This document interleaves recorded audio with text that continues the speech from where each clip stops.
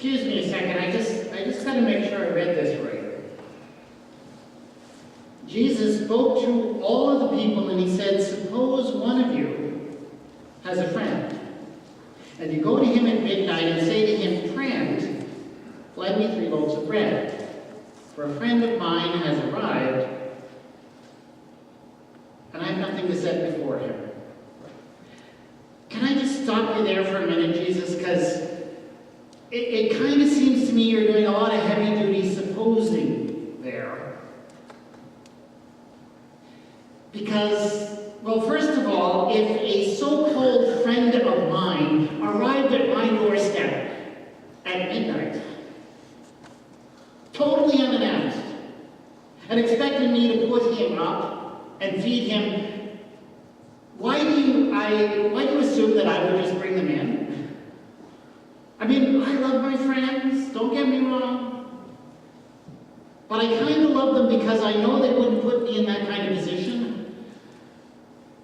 And that when I love to spend my time with my friends, but I really kind of prefer it when they come by the light of day. Or maybe when I've invited them and I can plan ahead, or at the very least when they call and let me know they're on the way. When they just show up like that. And the second thing is this, if that happened and for some reason I actually decided to have a pity on a friend of mine and take him in and give him a meal and I didn't have anything to feed them, what makes you think I would then go and pound on the door of my neighbor in the middle of the night when the lights are off and the place is quiet and everyone is clearly asleep and demand that they give me some food? I mean, if I were to do something like that, I'm not sure I could show my face in my neighborhood again. I know what the other neighbors would say to me after that. They would say, oh, he's the needy one. He's the one who's always bugging people in the middle of the night. They would talk about me behind my back. And besides, I mean, if I was in that position and somebody came, I would have backup. I mean, I always have a loaf or 2 of bread in my freezer. And Domino's delivers till 2 a.m. And the Metro store's open 24 hours. I mean, I think I got it together, Jesus, and I have the resources that I would need to take care of any situation that arises. So I can't really imagine myself in that kind of situation. So when you start supposing like that, Jesus, you need to understand that I may not be supposing right along with you. And you see, that is precisely the problem with this parable for us, isn't it? Because when Jesus told that parable, and the people were standing there listening to him, they didn't have any trouble supposing that. They were just nodding and going along with everything that he said. They didn't have any trouble with it whatsoever.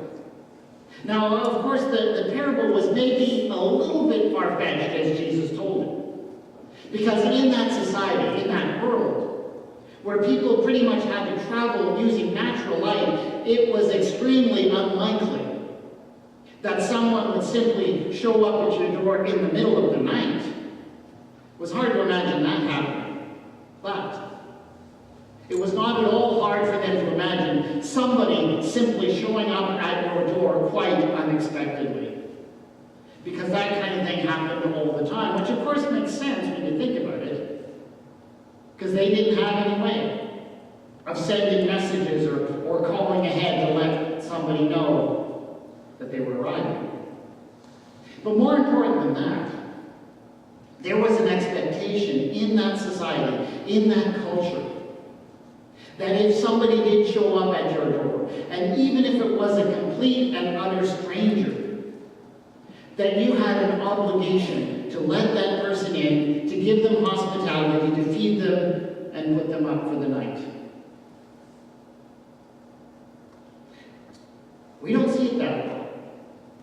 I mean, if somebody shows up at your door tonight, a complete stranger, asking for a a place to stay and a good hot meal, you could choose to let them in and give them that. You have the freedom to do so. But you do not have the obligation to do so. And you could turn that person away and tell them where the Motel 6 was and not feel a twinge of guilt about that and not fear any repercussions. But the people in Jesus' world did not feel that freedom. In fact, this is something that was true in cultures all throughout the Mediterranean basin at that time.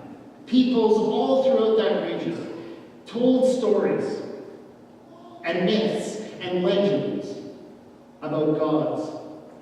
Gods who disguised themselves in human form and came down and walked among people and went and knocked on strangers' doors. And to those people who welcomed those gods and gave them hospitality, there were great rewards in all of those myths and parables and legends. But to those who refused hospitality, there was nothing but swift and brutal punishment. So people in that world, in that society, did not feel the freedom to turn down a stranger at the door. Even the dirtiest and strangest stranger you could imagine had to be welcomed. Had to be fed.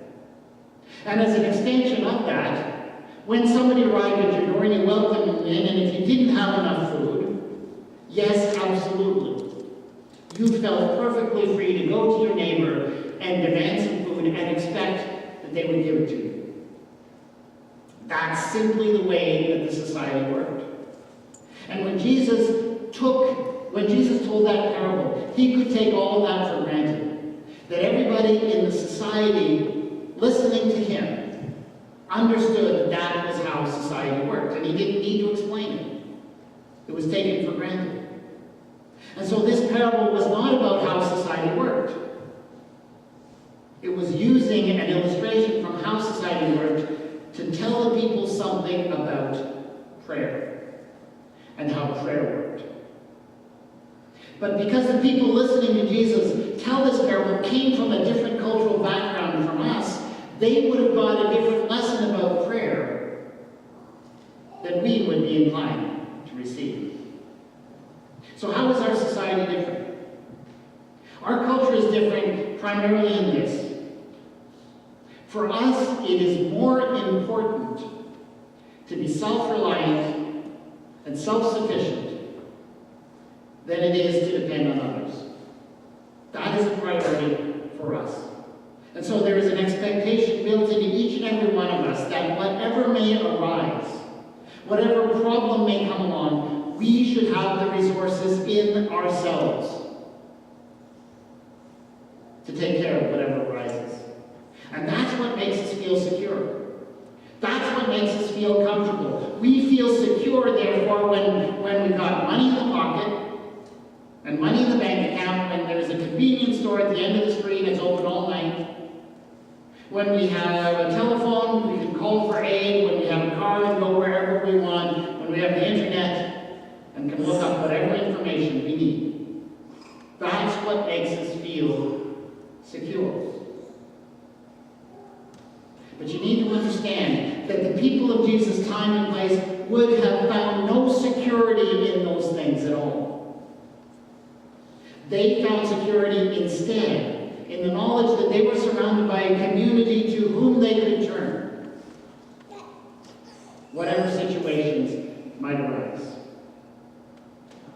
And I think we can obviously learn a great deal from them in that. Because the fact of the matter is, the things that we take security in are often illusions. And there is little real security in those things. So we can learn a lot from them in terms of what really makes us secure in life. But the question is, what can we learn from them about prayer? Jesus goes on, after telling the story about a friend who goes to a friend's house at midnight to ask for food. He goes on to say something really quite amazing. He says, "Ask and you will receive. Seek and you will find. Knock and the door will be opened to you." And we look at that and we're not quite sure what to do with that saying. Because, of course, we're looking at it from the point of view of a society where the expectation is we should be self-sufficient and self-reliant.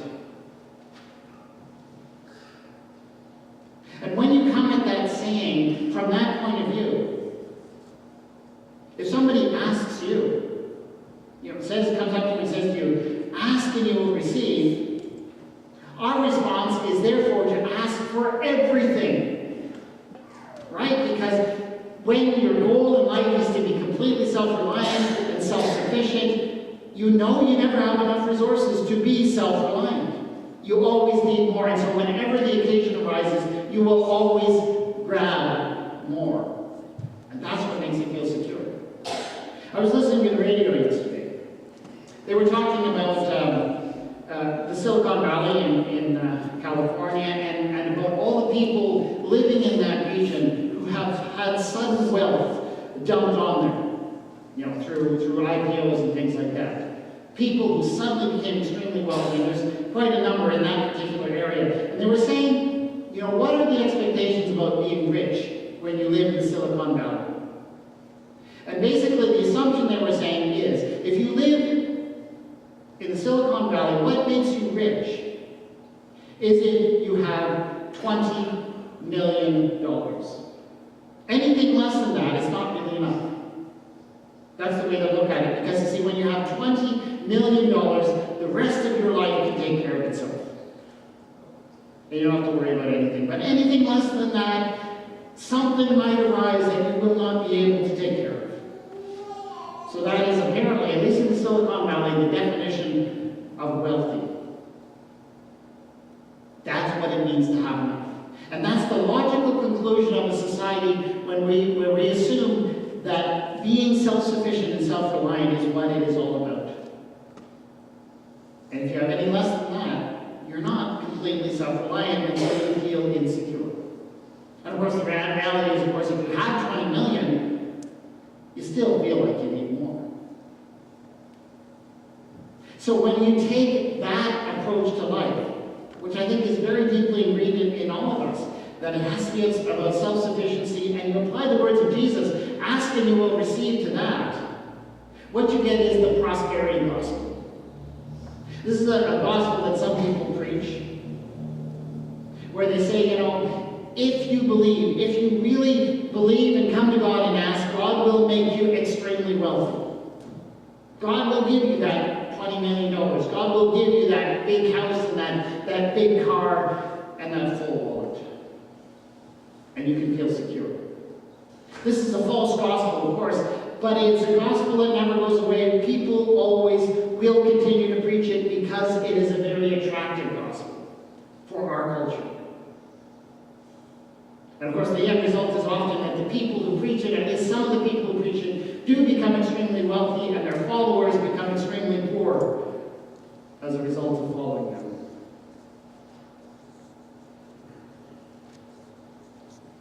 But if that's the result, that's what you assume it's all about. But Jesus did not say that. Jesus did not say, ask and you will receive, as someone who lived in a society where the assumption was you had to be self-reliant and self-sufficient. And he certainly did not say it as someone who was preaching a prosperity gospel. Jesus said this as someone who was completely part of a society where it was assumed you could simply rely on other people, where strangers could arrive in a town and expect to be put up and fed. And in fact, that's exactly how Jesus lived. This is an average day for Jesus. Jesus would arrive in a town, unannounced, unexpected. He would just walk into town and start preaching the good news. And he would heal the sick, and he would maybe perform a few miracles. And at the end of the day, Jesus expected that someone in that town who he'd never met before, who didn't know him, would take him home and feed him and put him up for the night. He counted on it. So it was as someone who lived with those daily expectations that Jesus said, ask and you will receive. And what Jesus was saying about prayer, therefore, is that prayer is what happens when you take that realization that we are all interdependent and that we can count on one another.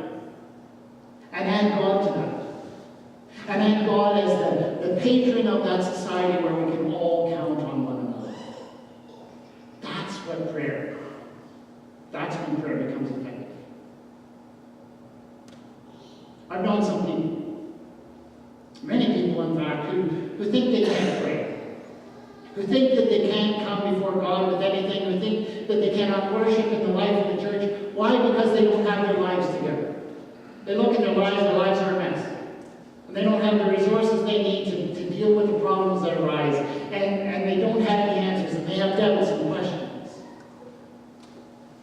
My friends, that is not what gets in the way of effective prayer. What gets away in the way of effective prayer is when you think you got it all together. When you think you got the answers, when you think you have the resources and you can rely on those resources. That keeps you from being able to pray. Because when your goal in life is to be self-reliant and self-sufficient, you cannot pray properly. You can't. It's not that God won't hear your prayers. God always hears. It's that you won't know what to pray for because you will not know what is most important. Prayer is what happens. Effective prayer is what happens when you set aside all of those things that make you feel strong and self-sufficient and self-supporting. Not because there's anything wrong with being strong and self-sufficient and self-supporting. These are good things. It's because the things that make you feel that way are often illusions. My friends, the thing that makes you feel truly secure, the thing that makes you truly secure in this life is none of those things.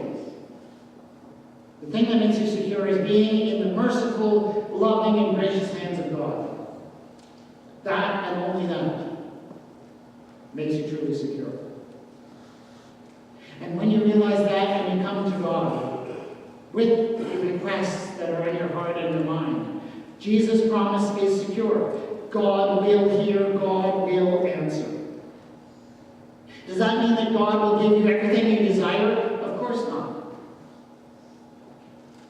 Because if you came with everything you desire from your position of seeking self-sufficiency and God gave it to you, that would only teach you to rely on yourself and your own resources.